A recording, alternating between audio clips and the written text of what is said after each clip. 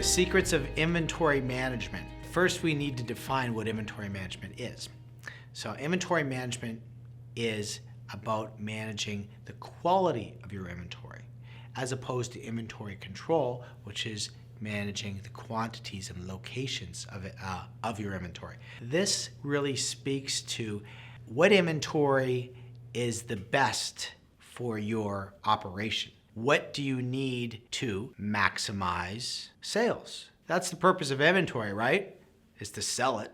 So good inventory management helps maximize your sales volume. We also can call this maximizing velocity of your inventory or turns. You just don't want to sell the inventory as well. You want to make some money from selling it. So I'll just add to it. It's maximizing the gross margin you get from selling your inventory. That's the purpose of inventory management. GMROI is a great tool to use for inventory management. It's gross margin divided by inventory.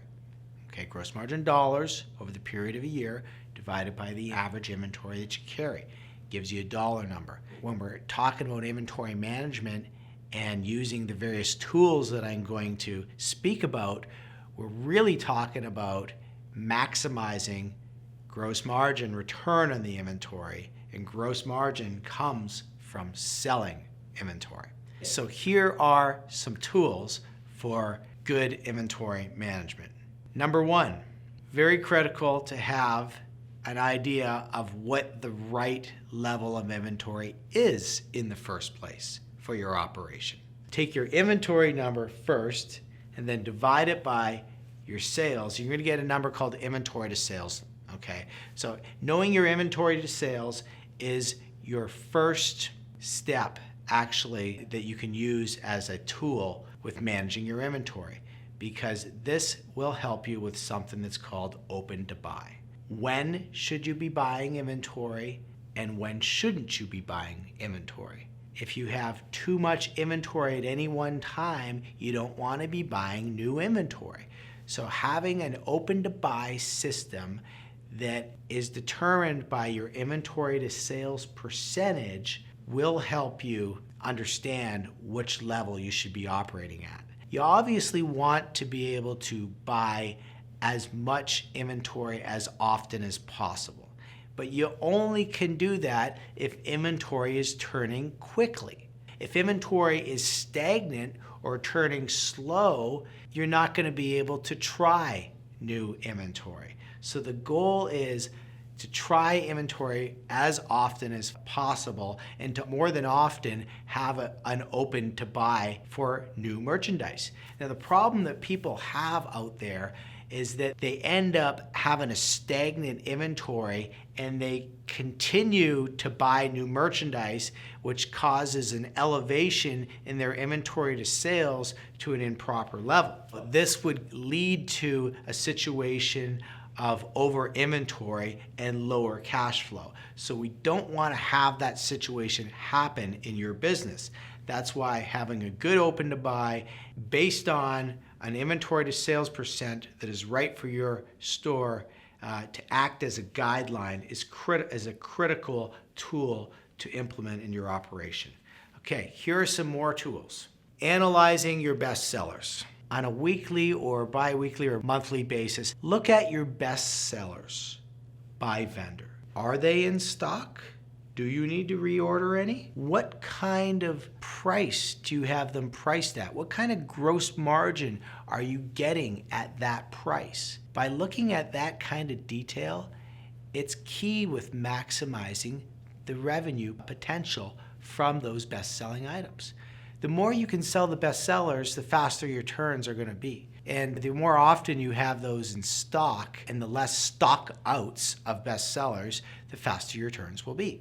And you might as well get that gross margin from those items. So when you're reviewing your best sellers for purchasing, also review it for things like gross margin. Now with the dogs, you should have a working markdown system on a monthly basis. Run a markdown report.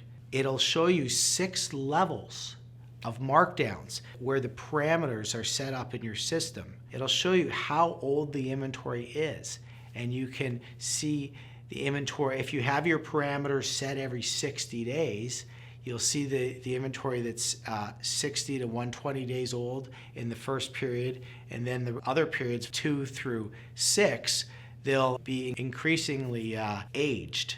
Okay, so your strategy should be to use a markdown system on a monthly basis, commit to it, don't stop using it, make it part of your operation.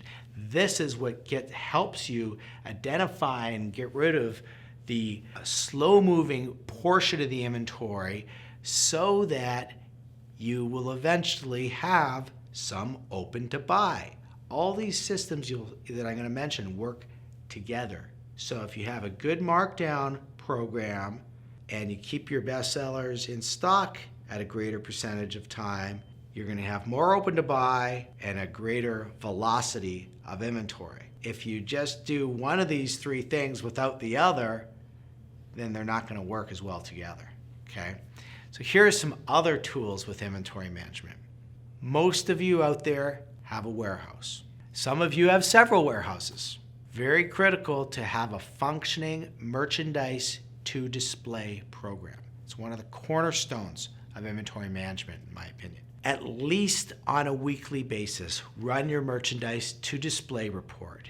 This will show you everything that can be displayed on your floor that's in the warehouse. So unless it's something like a king mattress where you're showing it in a queen, you're going to want to display it. Even, in my opinion, even if it's another color, if you're showing it in green and you got a red one in the warehouse, hey, I'm all for showing that, provided there's room, of course. Okay, if there's not room, I kind of get that situation, but I would rather it be displayed because, to me, color makes the product different. A merchandise to display program, that should really, if you run it on paper or on screen, it should be under a page if it's maintained and used properly. You shouldn't have a merchandise to display report or system that shows several pages. I mean, I've seen some horror shows out there, like 70 pages, and then people are still buying. Why would you buy new merchandise if you don't have everything on display that you ordered from last market? The faster you can get it on the floor, the faster you can sell it, and the faster your velocity. Another tool that helps you with inventory management, velocity. You want to get the merchandise that's reserved out of your warehouse as fast as you can. The longer it's in the warehouse, the longer it takes to collect your money, the more chances of it being damaged. The faster you get it out, the faster your revenue comes in, the faster your cash flow comes in, and the higher your turns are. Constantly review your reserved inventory in the warehouse or on the floor too, your reserved inventory that's available and complete for delivery. A delivery manager or scheduler or salesperson should be looking at this constantly, seeing what can I deliver. So running the report doesn't do anything other than stick it in your face. You have to do something with it at that point. You should incentivize whoever does your scheduling, however many people those people are, to fill up trucks. The name of the game is to have full trucks going out all the time, okay? Get to capacity. I've seen some issues out there with various companies that have under capacity with delivery trucks, and then at the beginning of the month and then towards the end of the month, they're over capacity and they can't get everything on the trucks. Why does that happen? Well, because the people that we're scheduling were the salespeople, and their commission checks are coming in at the end of the month, so they're trying to jam it in at the end of the month, which causes the whole operation to kind of run inefficiently. So make it known and put some systems and incentives in place to spread out your deliveries to deliver as soon as you can. You can use cross-docking organization in the warehouse is another great way to push out deliveries faster. If you're receiving something that's for a customer, have designated areas rather than going right up into the rack.